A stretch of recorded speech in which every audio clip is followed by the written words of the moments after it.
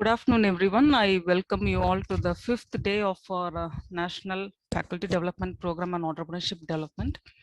And today we have two sessions, one on evaluation of training needs for promoting startups by Professor Dr. Shipria, and promoting innovative ventures, branding, digital transformation, and social media marketing by Ms. D. Sushmita.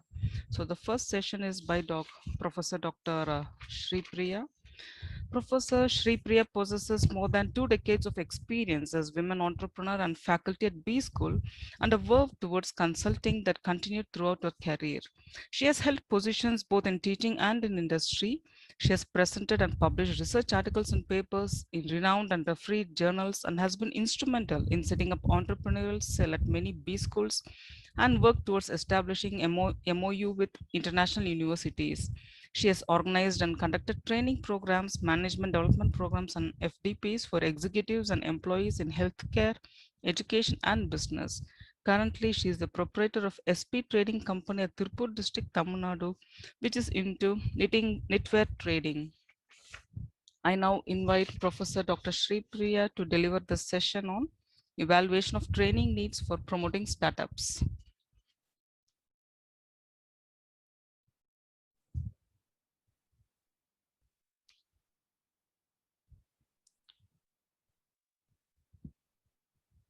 Thank you, madam, for a very nice introduction and such good words spoken. Indeed, it's a pleasure to be a part of this faculty training program organized by the University of Osmania and National Federation for Entrepreneurship Development. I'm glad I'm meeting a set of professionals today, and I will be talking about training needs and why training is very important, especially if you're thinking about promoting of startups and talking to people who are actually, going to be the trainers who will enable the startup, entrepreneurs who come up with an idea. And then if they want to actually set up a venture, what kind of a support that these people will be expecting. And how is it that we have to go about training these trainers, okay? How the trainers will have to be trained if we are looking at some kind of an output. In the sense, we are looking at startups blooming, and we really want entrepreneurship to thrive and grow.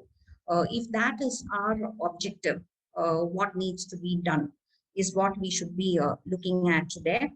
And I'm happy we are here to talk to the trainers of the future who will be doing this. Let me go to the slide. Okay. See the program overview.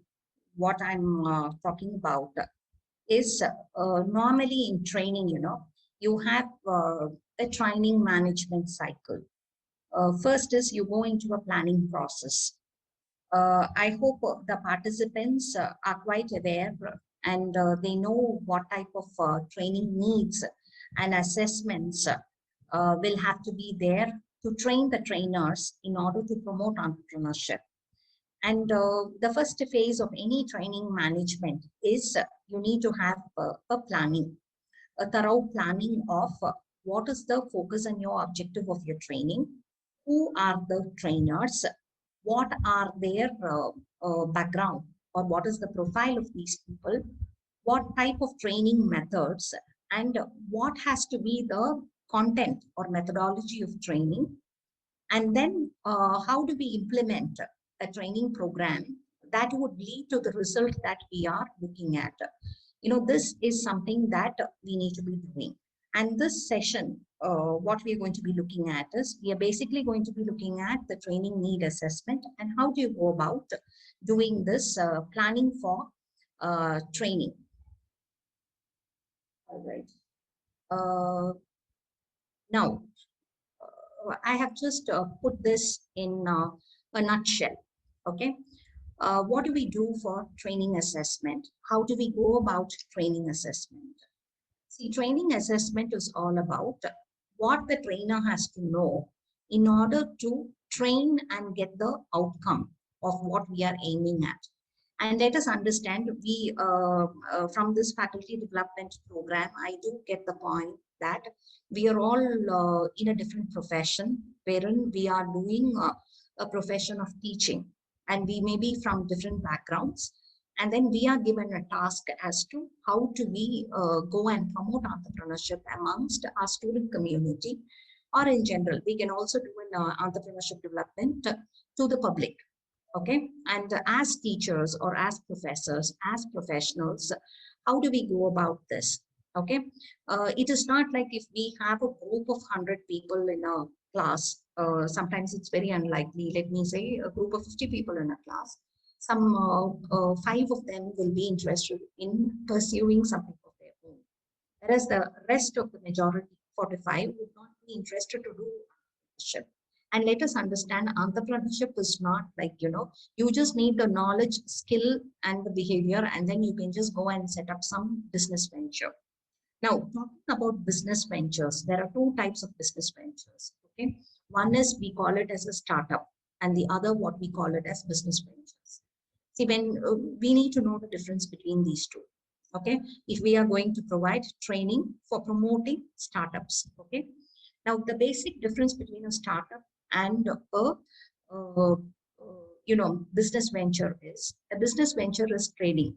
Anyone can do trading. You buy from one source, you have a profit, you mark it up, and then you sell it at a price. Okay, that can happen at any level. Anyone can do. Okay, somebody can go and set up a chai shop. Somebody can do a small provisions shop. Somebody can set up a mechanic center. These are all unorganized kind of business ventures which are existing. And then one step above that of trading that could happen is somebody having a retail stock, supermarket, somebody setting up a sales center, a retail shop. Okay, all these are business ventures. Now, what is the difference between a business venture and a startup? A startup is something which has to involve some process or some product in terms of manufacturing. Okay, so it has to go through a process of manufacturing, and then there has to be an input and an output. Okay, there has to be some transformation and there has to be an output. Okay, so the example of a startup would be, even if you're going to be having a firm to manufacture a candle, that is a startup, because it has a process.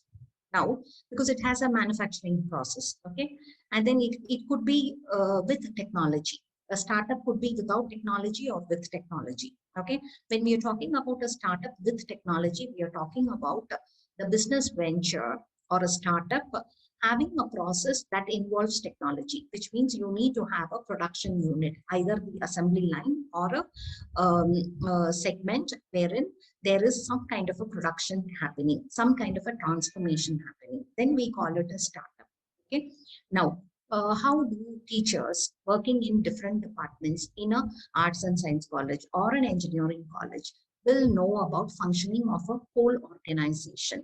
Okay, now let us understand, the teachers or the trainers who are going to be looking at promoting of startups need not know a process, or they need not know a technology, or they need not know how to go about a manufacturing process. Say, for example, if there is somebody who is going to be making a candle, what are the ingredients that go into making of a candle, and how a candle is made, how the dye is made, how it is being functioning. All this is not required to be known by the teacher or the professor, okay, who is going to be working on training for entrepreneurship or training for startups. Now, what should this person know?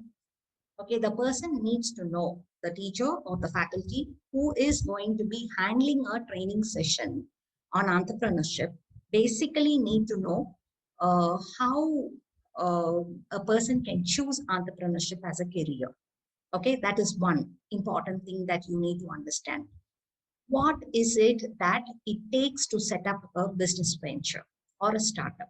Okay, where to go for registration, how to put it into functioning, how to organize resources, okay, how to raise finance, where are the agencies who promote this, okay, how finance could be raised, how this person can make it function.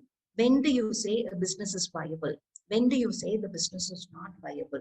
Okay, what is possible, what is not possible, how to do customer analysis, okay, how to know that there is a need or a gap analysis, how to do a technical analysis, how to write down a business plan, what are the constituents of a business plan, and how this business plan should be executed. Okay, now these things are something that a person who is got to promote entrepreneurship should basically understand.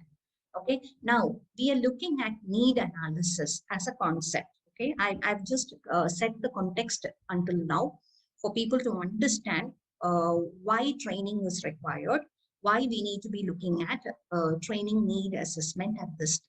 Okay, now as a faculty doing this training, you need to assess the need of your trainers. Okay, whoever is going to be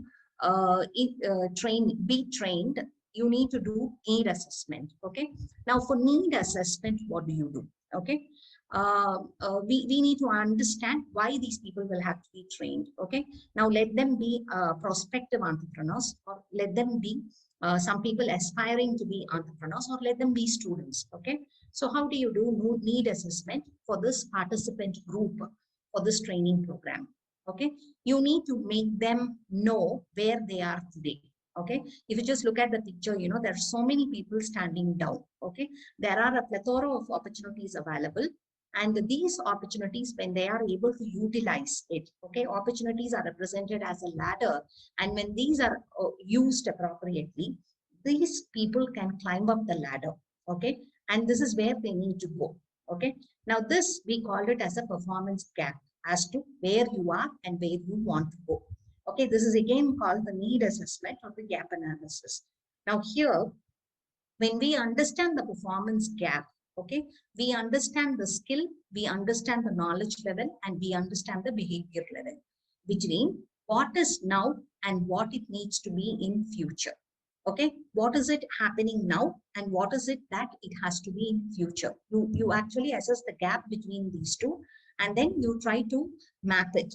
Okay, and with what you can map and how you can go about mapping this is what is all about need analysis. Okay, now let us explore further.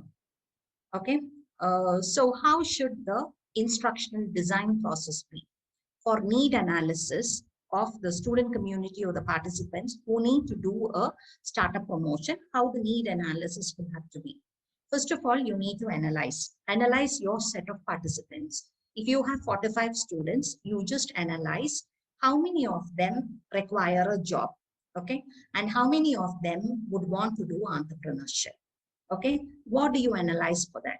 You have to analyze the skill set of the people. As we saw in the previous slide, you need to understand what is the skill set, what is the knowledge level, and what is the behavior that they have. You have to profile the students in such a way and analyze who have the aptitude, who is got the skill level, and who's got the attitude in order to take up entrepreneurship. Now, what kind of a profile these people have? What is it that they lack? Okay. Now, if you look at it, many of them will have a keen interest for promoting entrepreneurship. When you go out and talk to the people or participants of any program, any training program, what is it that you want to do? They will say, I want to become an entrepreneur, but one thing I don't know is how to become an entrepreneur. Okay, what should I be doing? I have interest, I like something. Okay, so I like a product. Okay, and they may even say that I like to do this, but the problem is I don't know how to go about doing it. Okay, this is where the problem lies. Okay, so you analyze where the problem lies. Is it in ideation? Okay, identification of what to do in entrepreneurship. If that is the problem, then you think it is ideation is the problem. Then you start your designing process, your process too. If somebody says that I know how to come out with an idea of what I need to do, okay, I know there is a gap. in the market, and I know that this gap needs to be filled up. Okay, I can identify an opportunity, but I don't know how to go about producing it. Okay, how do I go up and set an enterprise? How do I go and do a production plant? How do I go about doing this? That I may not know. There will be a set of people who says that I don't know how to raise finance. I don't know from where funds can be applied. See, I cannot borrow it from my own family. I don't know how to go and get it from a bank because I may not have anything as a collateral to give.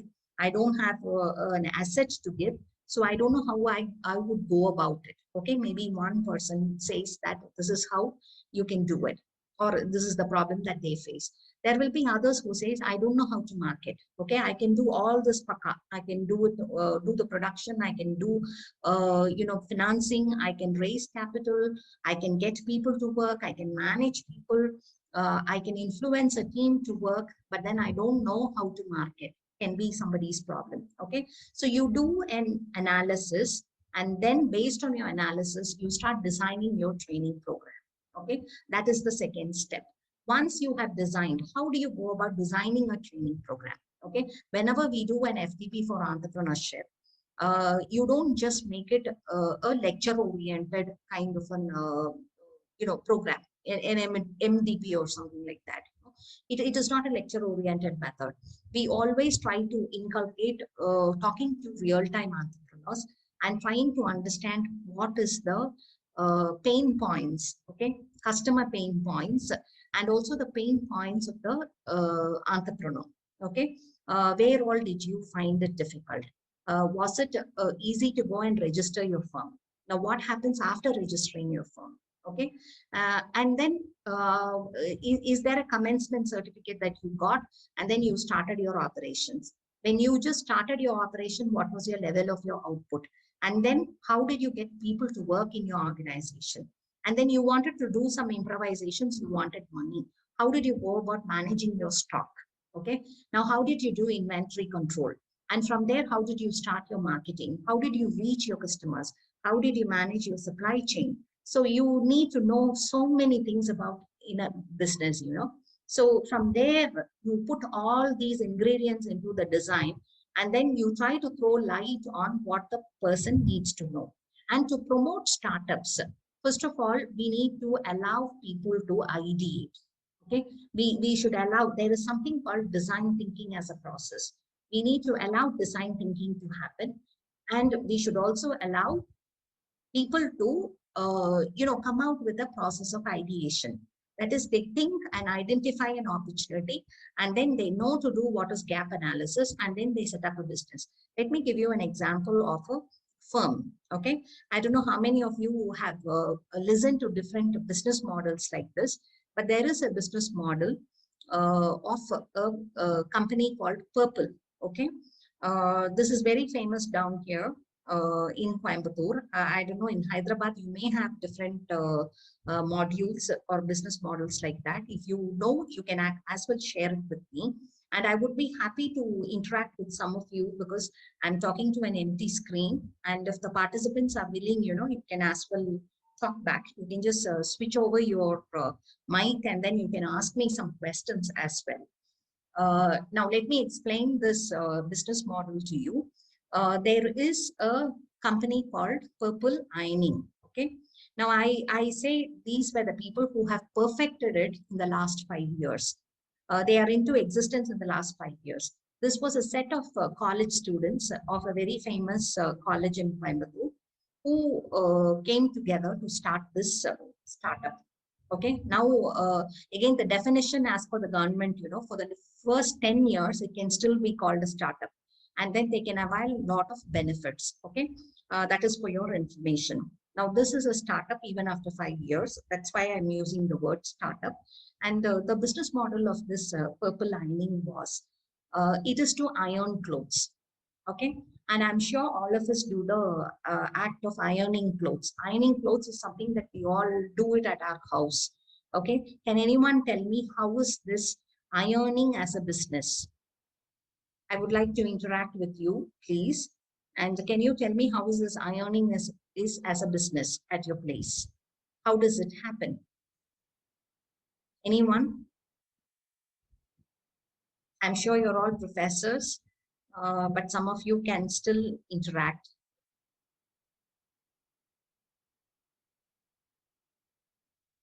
Yes, can I hear from someone, please? You can unmute and then you can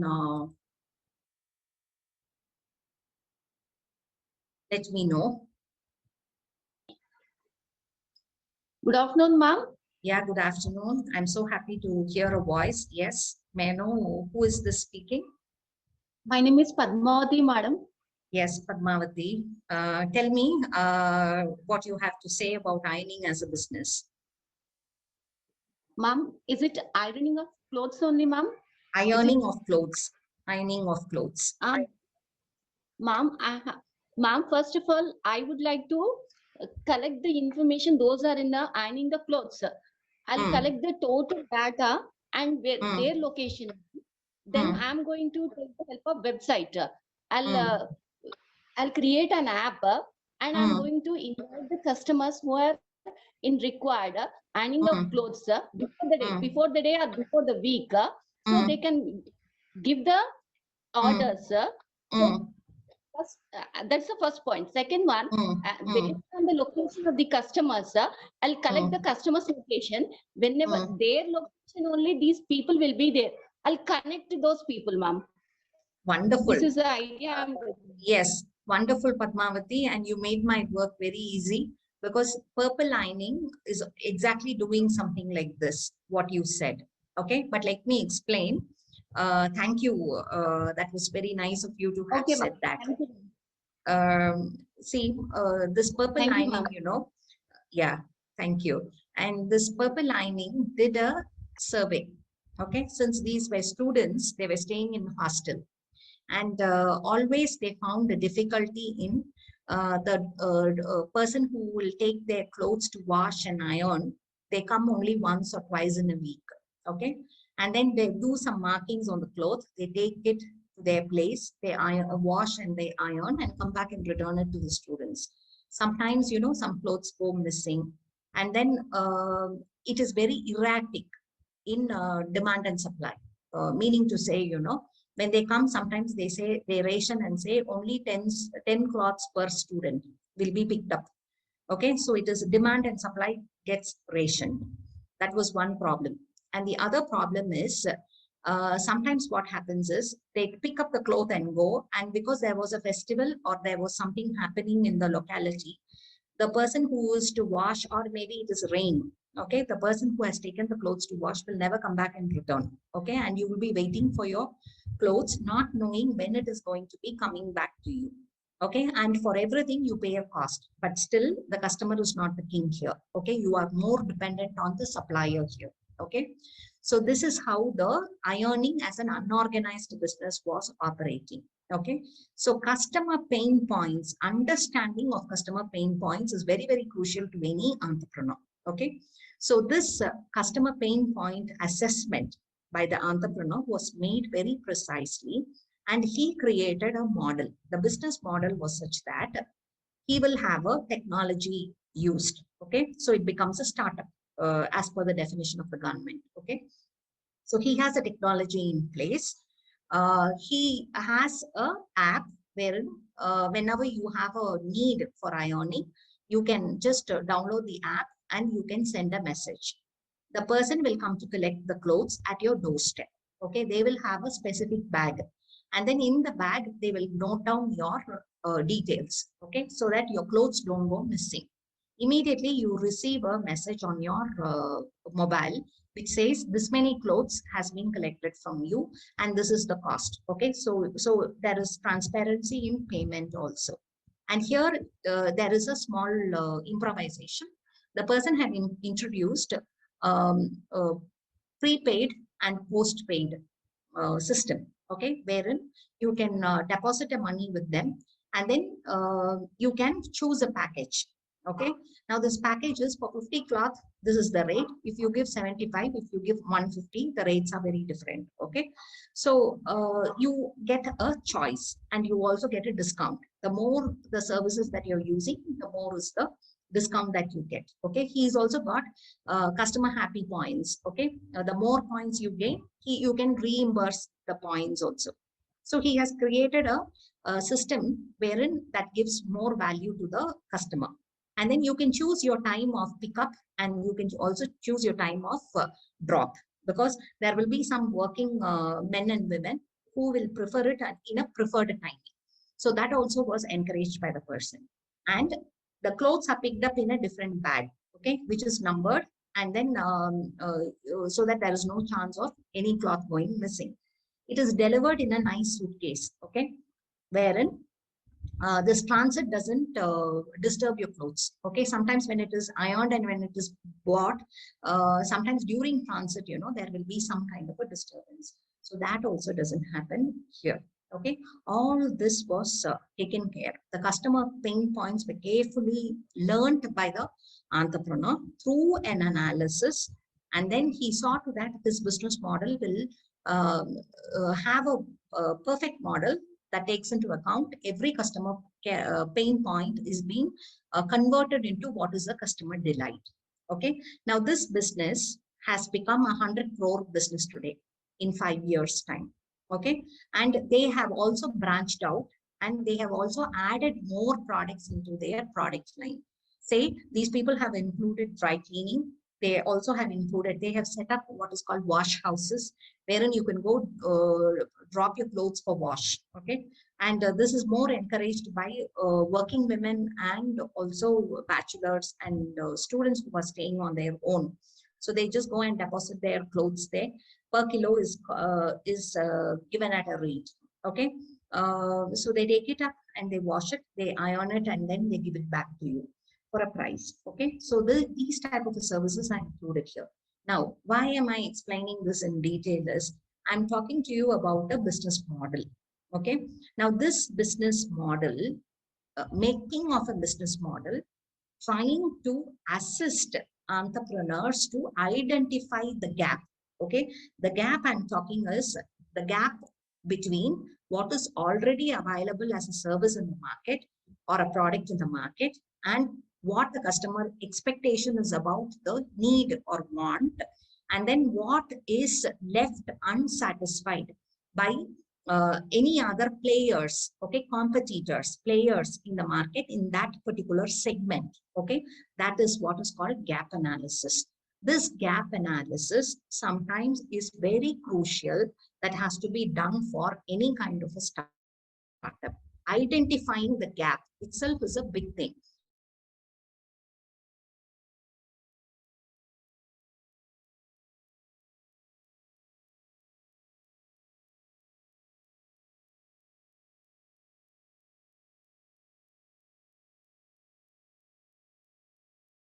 Basically include this need analysis.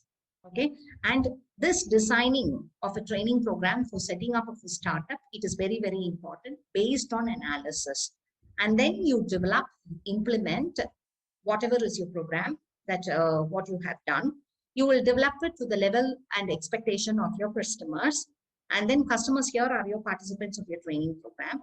And then you will implement your training program, get the feedback from the people, and try to know whether your training program has really helped them understand something or not, or whether this has resulted in setting up of a business. And if so, okay, you evaluate what were the good points and what points were not so good. Try to rework on it, revive on it, and try to include it. Okay, so this will be the instructional design process of any training program that we need to do. Right? Now, in training, this is a little too much on a screen. I hope you'll excuse me for that. But then what needs to be known here in detail is, okay, why do we need a training program to be conducted?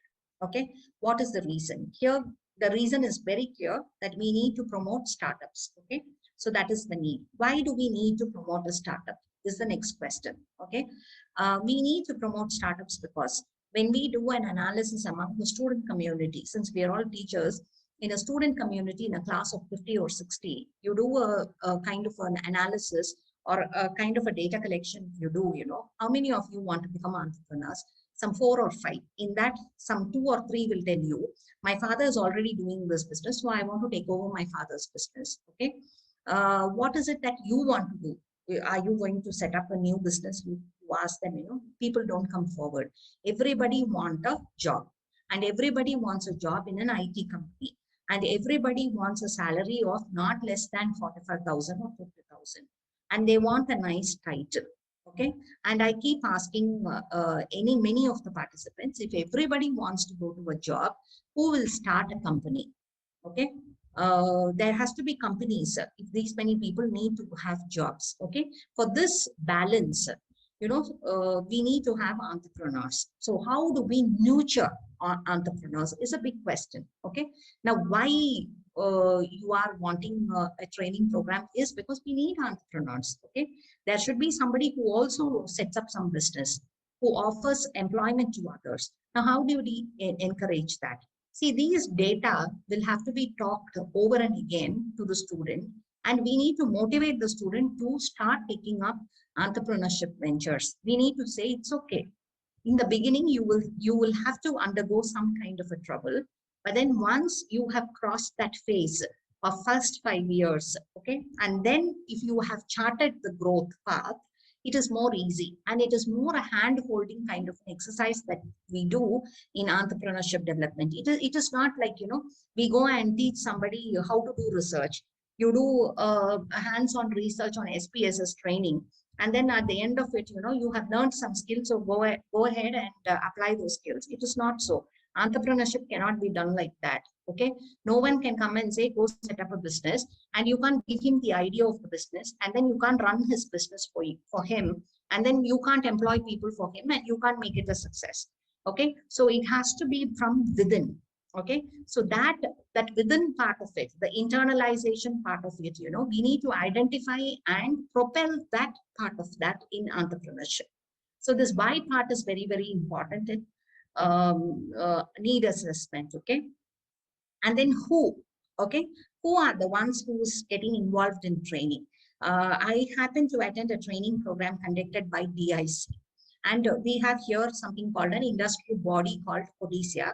So I went for this training program, and there I could see entrepreneurs of different cadres, sectors, and years of experience. Okay, there is somebody with a spinning mill who has been running that spinning mill for 10 years, who has applied for a loan for upgradation of the machines.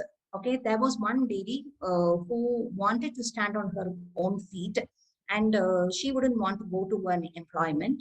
So she is stitching bags, cloth bags, and she is trying to employ 40 people under her. And she is an entrepreneur who has applied for a machinery loan. Okay.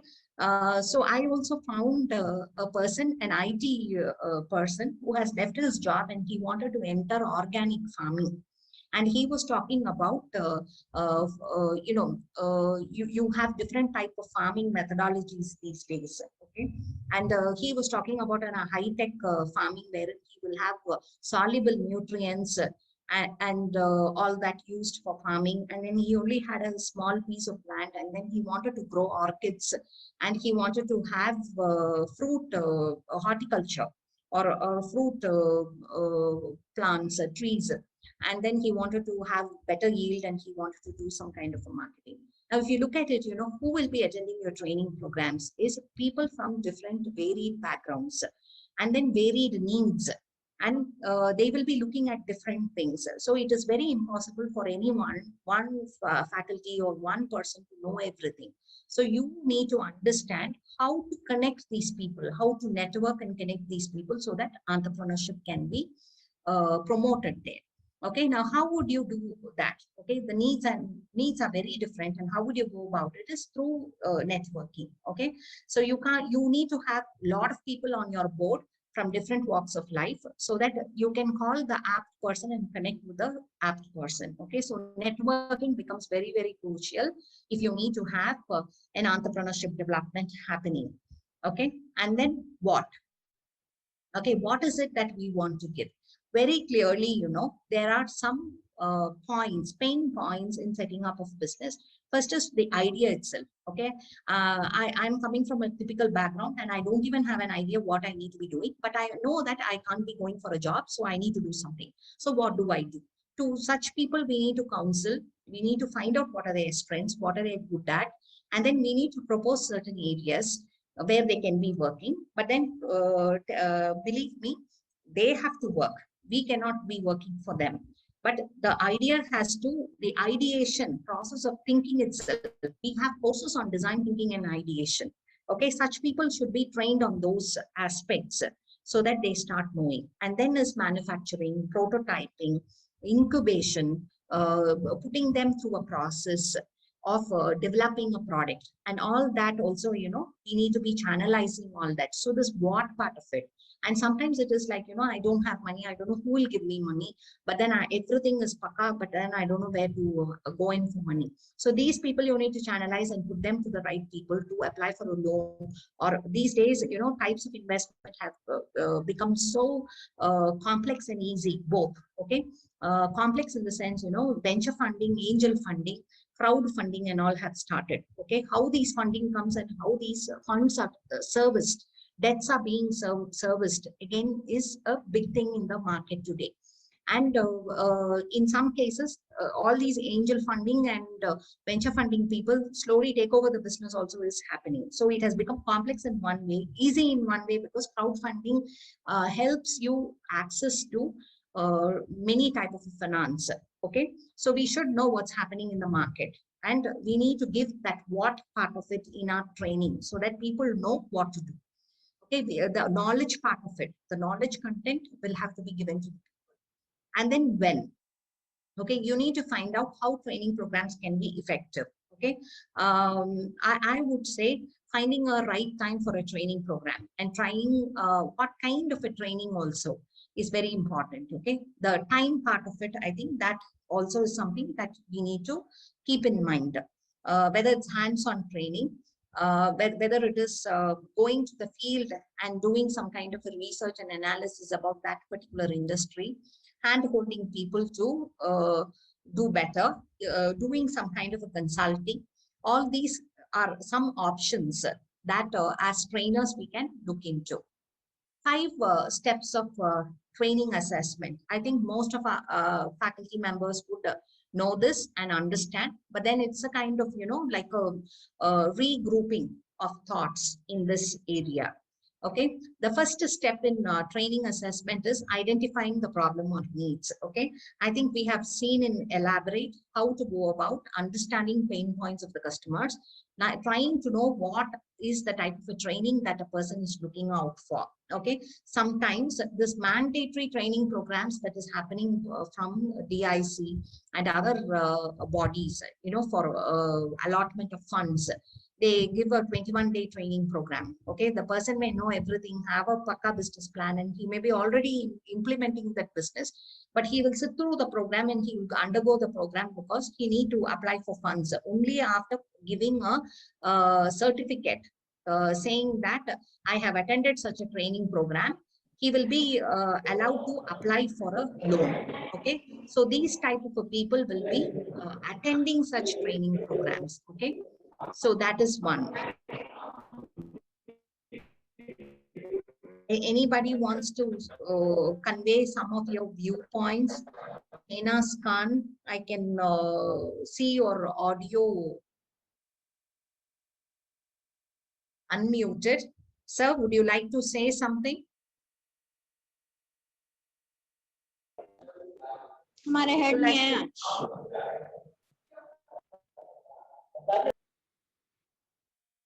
All right, thank you. So identifying the problem or needs is the first step. And then you have this determining design of need analysis. Okay, how do we go about doing need analysis? You need to determine that itself. Okay, so what happens is, who are your target groups, and then what kind of methods you want to adapt today, who is in charge Okay, and then do you have some members in that group and things like that. All that would come and be a part of your determined design of training, need analysis. Okay, and then at the third step, okay, you have something called the process of need analysis. The process of need analysis, it has various steps. Okay, collection of data. It can be through interviews. Okay, the best way to collect data is through interviews.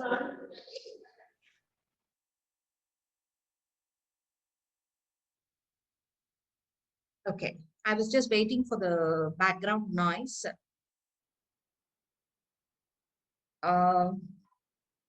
Any doubts from the participant side or yes? Yes, anybody want to make a point?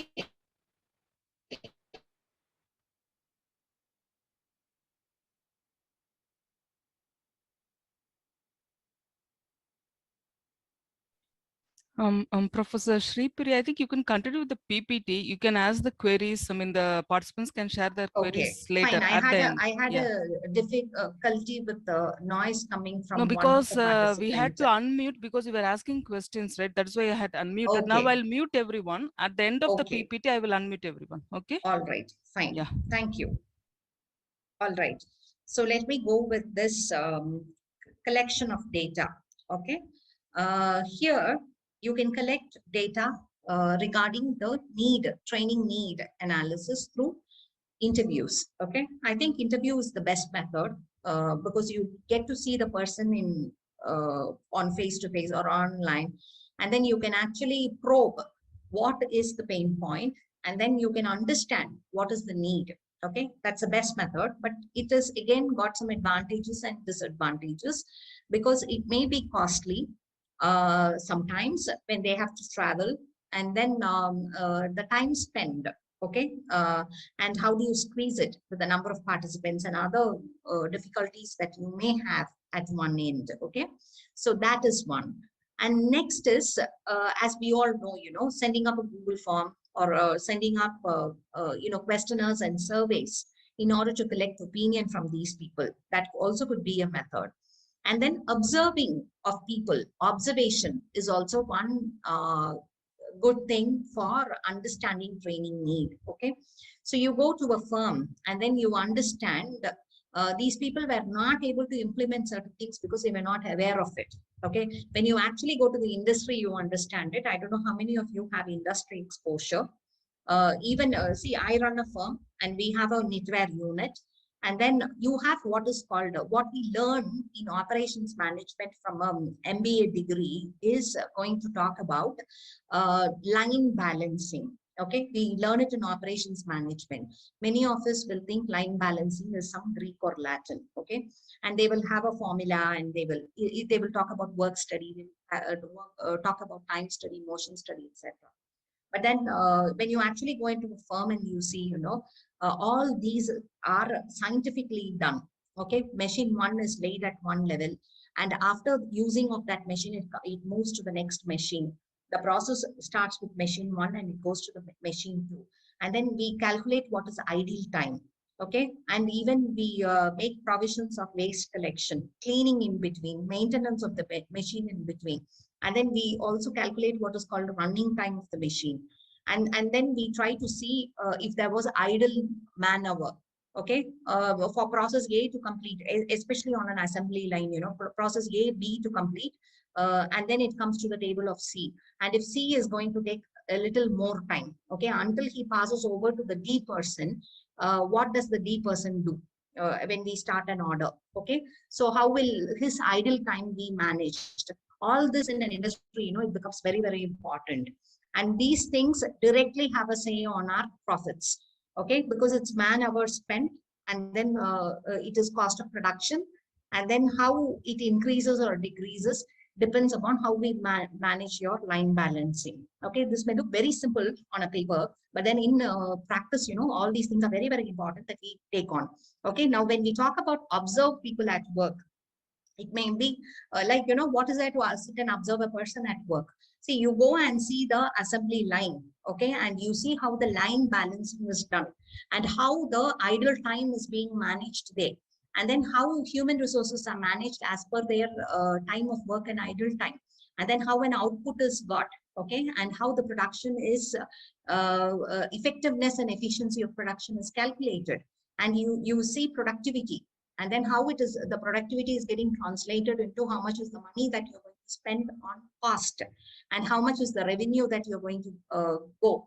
And all these things, if you put it on paper and see, it will give you a different aspect. So you understand there what is the problem in the business, what needs to be trained at, okay? And then you draw up what is your training need. And then you design a program accordingly to address the problem that you have understood because of your need analysis. So that is what is all about data collection. And analysis, it can be, as we all know, it can be both quantitative and qualitative. And in business, whenever, or in entrepreneurship, when we're talking about, even qualitative data is quantitatively looked at. Okay, we just don't look at something from a very qualitative angle of how the culture is, how the people are performing, whether they are happy, they're having happy workers, or how is the output going to be. We're not just going to be looking at, okay, there are so many methods of entrepreneurship promotion happening in the country today, with the entrepreneurship and innovation being the flagship of the current government.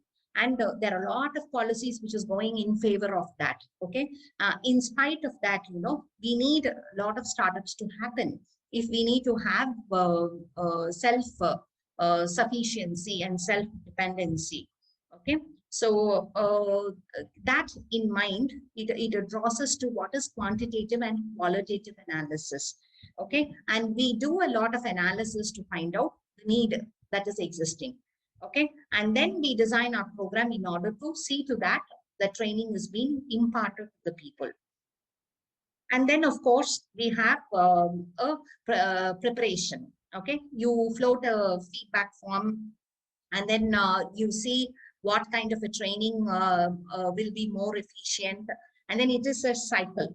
Okay, you conduct a training program, you design a training program, you collect a feedback after implementation.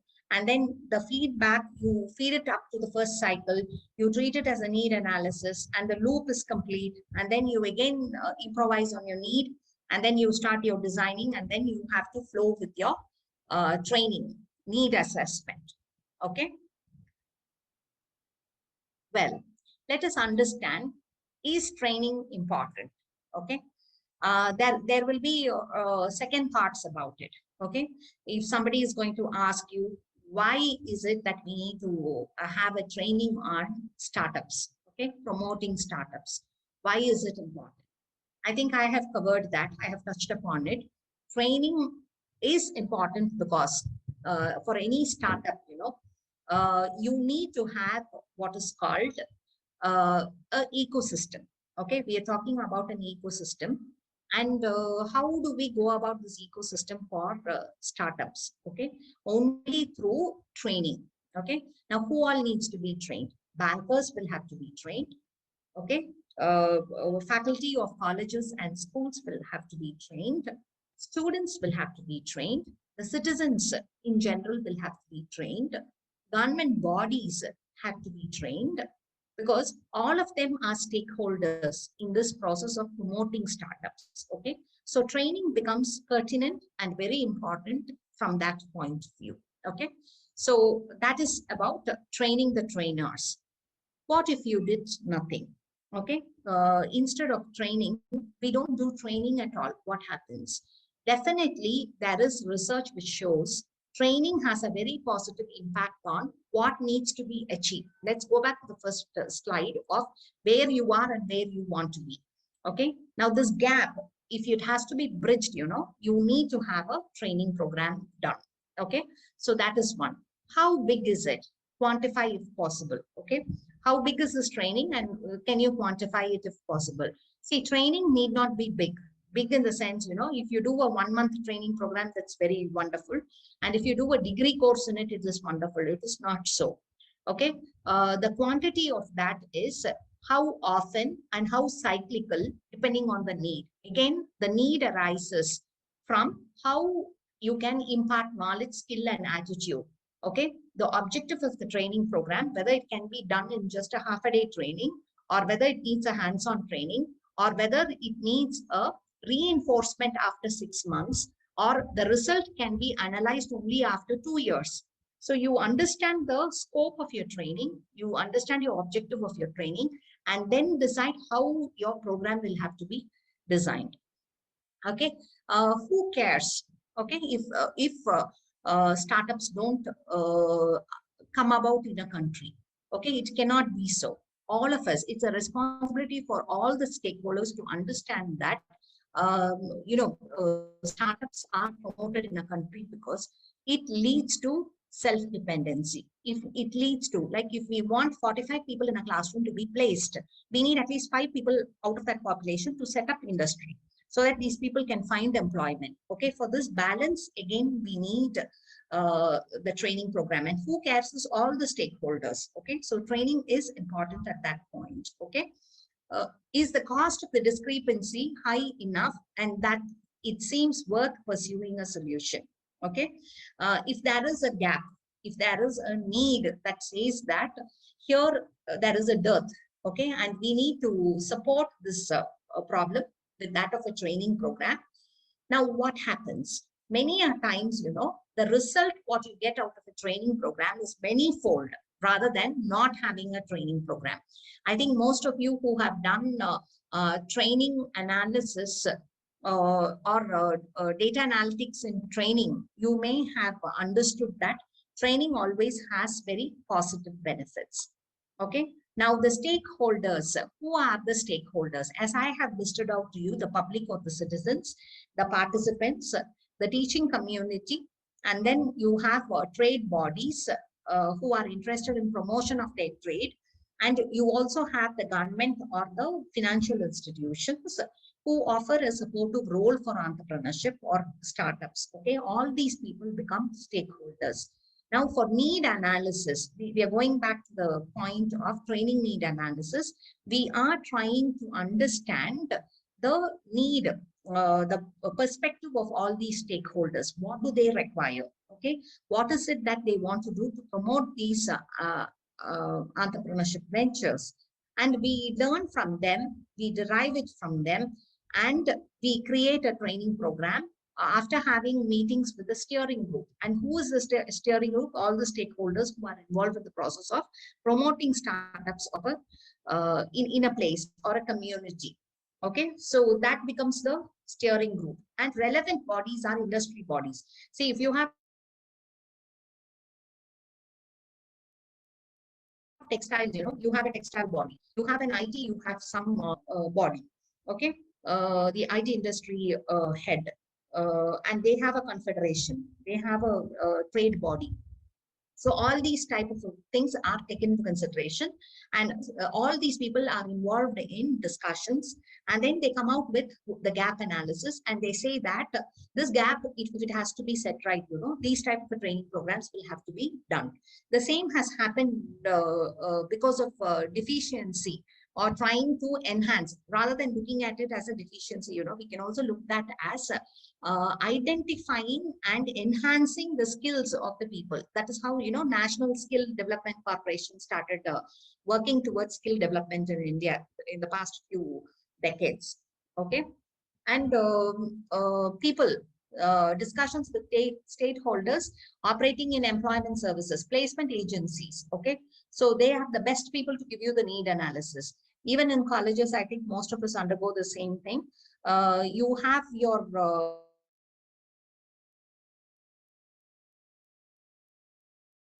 passing out set, and then you have the future generations who are tenure and final years, and then you have the placement companies which is coming. Okay, how these people have performed with their studies, the result is got from the placement agencies. Placement agencies will just give you one-line verdict.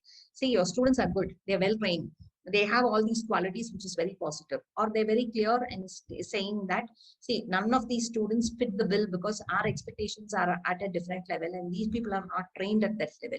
So where is the need, or where is the need analysis here?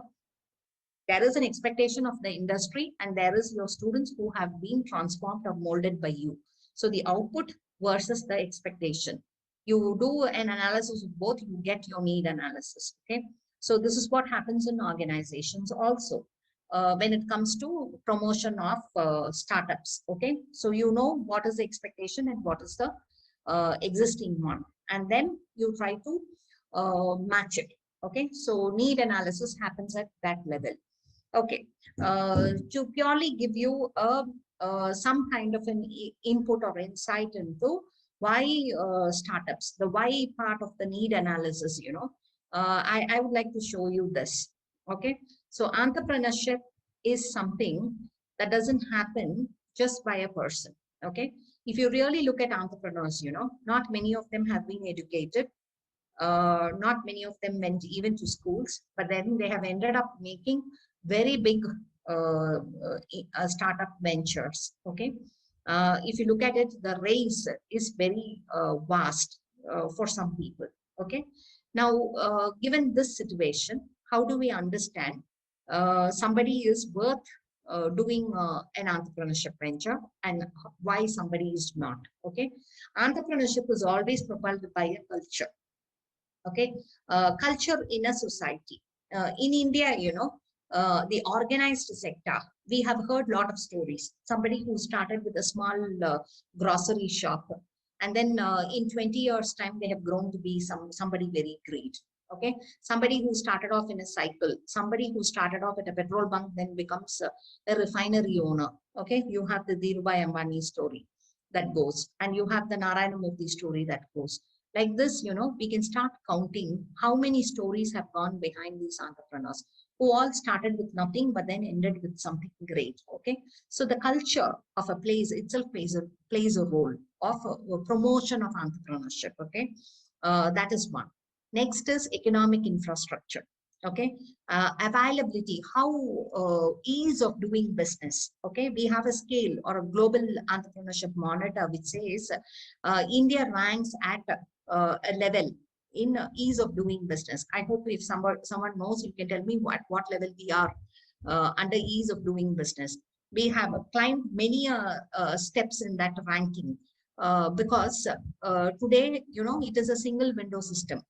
And then if you have applied for a license and you want a registration and then you didn't get it within the time window period, okay, stipulated by the government, they say your MSME registration just takes 1 day.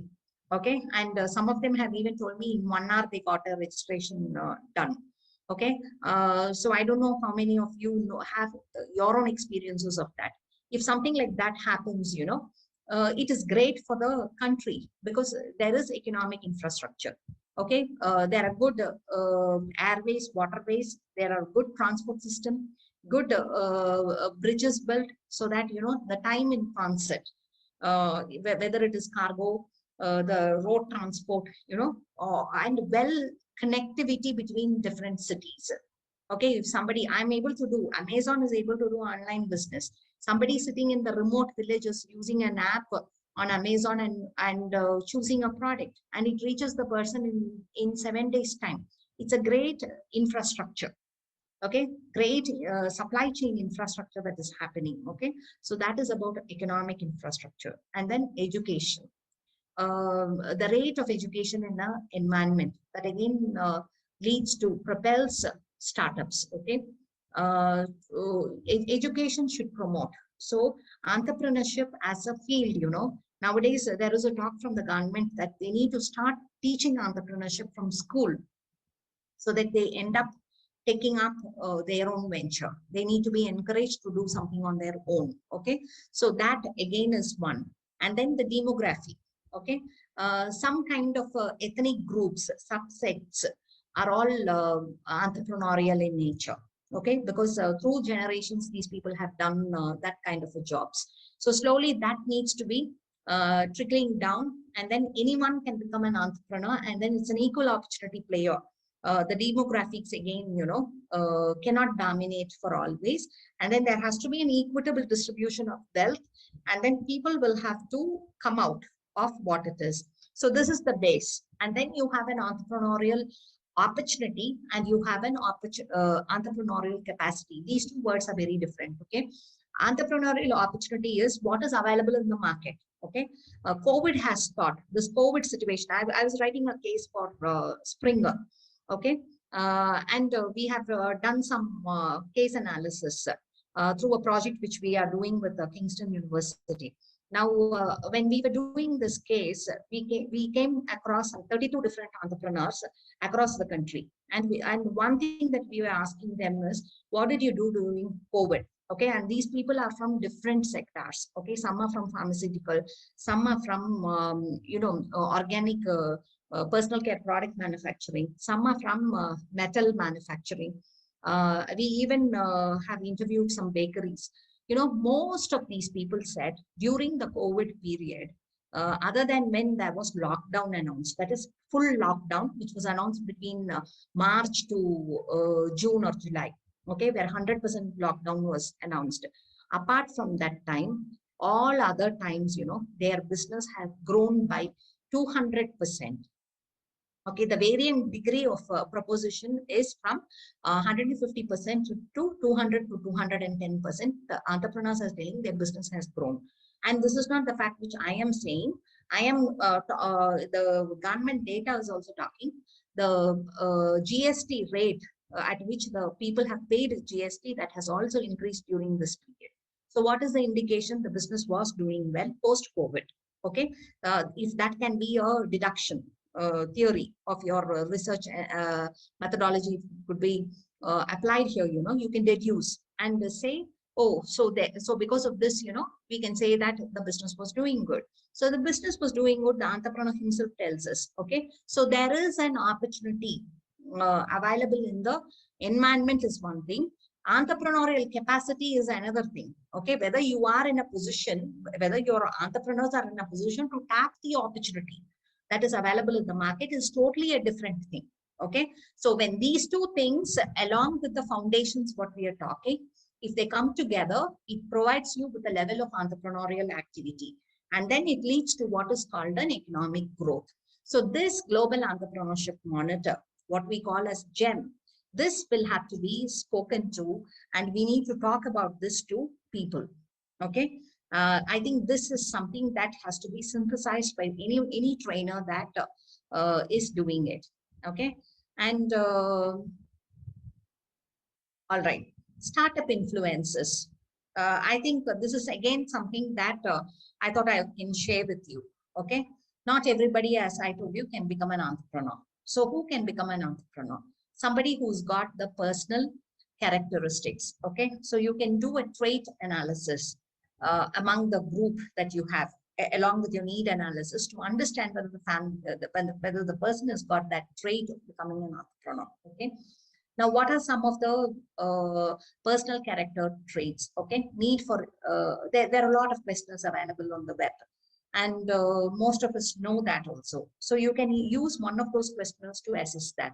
But what are the main characteristics that you need to be doing is need for independence. Okay, someone who can stand something on their own leg and they can do something independent. That's number one. Need for achievement. Somebody has to prove himself. Okay, and internal locus of control. Not waiting for others to take over, that the person himself initiates to do things. Ability to live with uncertainty. Okay, things are always not clear. Even in ambiguity, the person knows to think clear. Okay, that's very important. Very opportunistic, trying to pick up opportunities. Very innovative, thinking to improvise things continuously. That's one of the characteristics. Self-confidence, very proactive and motivated, has a vision, and especially with the style. Okay, someone has a vision with a style, a flair, and then ability to live with uncertainty and take greater risk. To live, I think the risk taking is one of the feature that we are going to see again and again in establishing the character of an entrepreneur. Okay, and what are the antecedent influences is family, ethnicity, gender, education. A lot of women have become entrepreneurs. Not just Kiran Mazumdar to say she is one who has gone into a place where others have not gone. I have some of my students, who have even gone into casting, iron casting business, okay, which normally women don't take. But then this lady has gone into, there's a pump manufacturing industry and a lady heads it. Okay, after the death of her husband, she just took over with no education, nothing. But now she has gone to a different level today. Now these people are all able to make strides. And so there can't be reasons which can be generalized to say, no, only these people get into that business. No, it doesn't happen anymore. Many people are coming over to do things in the entrepreneurship front. Okay, so education, level of education, previous employment, religion, whether you belong to a specific social group, and what's the kind of a national culture that you follow. All these are antecedents. That's it. But what's important is personal characteristics, traits which one possesses. It can be influenced because of this, but then what one possesses is more important. And in that, people should be prepared to take risks. Okay. During COVID, for 2 months or so, when businesses were not happening, most of the businesses, had to sustain. Okay, though the government has announced a moratorium, but the business will have to be sustained. But that 2 months of risk, many people should be looking forward to take it. Okay, so just like normal people. So risk taking is always high, and that someone should be willing to do that. That's one of the most required feature. Situational factors, we can say employment, unemployment, because when there is more unemployment, people find employment by doing something to employ themselves. So there again, innovation can happen. And because there are a lot of employment opportunities available, people may also look into, see, we will also do something like this so that we can also replicate those employment. Immigration is one, moving from one place to another to do a better business, and then making use or tapping up of employment opportunities. And then what are the blocks for startups and what are the pulls? Okay. See, when there is an idea, where there is an action and there's a trigger point there, when this three things happen, we say a startup has occurred. Okay. What are the push factors? Unemployment, disagreement, misfit, no alternative to what is there. All these are push factors. What are the pull factors towards it is feeling of independence, personal development, personal wealth, and recognition. Okay, 20 years as an entrepreneur, we are at a different level. 20 years in service, you don't go to that level. Okay, so these are basic things that propel entrepreneurship, and I think we need to phase our training on this. Okay, we need to understand the psyche of the entrepreneur, why and how an entrepreneur can be trained in order to set up a business. How can you promote startups? You need to understand that, and you need to focus on the trigger points, okay, in order to promote entrepreneurship. Blocks, there are many, okay. There are so many blocks for entrepreneurship, and that I think if we overcome that, we can always have promoting of startups. Okay, so I come to the end of my session, and I think I'm right on time, and I can open the session for some kind of interaction if we would like to have, and then maybe we can end the session. Okay, over to you, ma'am. Can we open it for discussions now?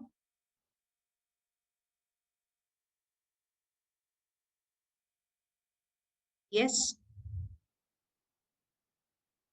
I'm willing to open the session for discussion for participants. Maybe if you can share your views.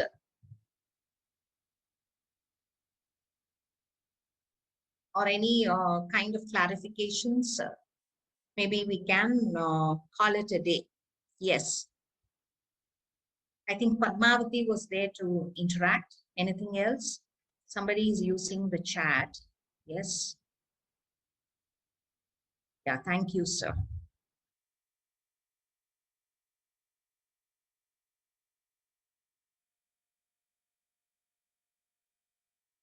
Any discussions, anything that you want to add to? See, I am actually mentoring some students, okay, and many of them come and tell me, I want to learn entrepreneurship. They come and do some courses like design thinking, managing innovation. These are all some courses that they do, okay. And then I say, are you going to set up a business? They're very clear. They say, no, ma'am. I spoke to my dad, and then I was advised to go to employment and first earn, and then start your business. So I don't want to start business. They're very clear. They want designation, and then they want 35,000, 45,000 after an MBA program. They don't want to start business. So we need to counsel people to really promote entrepreneurship or startups. Yes, ma'am, Padmavati ma'am, please tell me. You have raised your hand for a point. Yes, ma'am.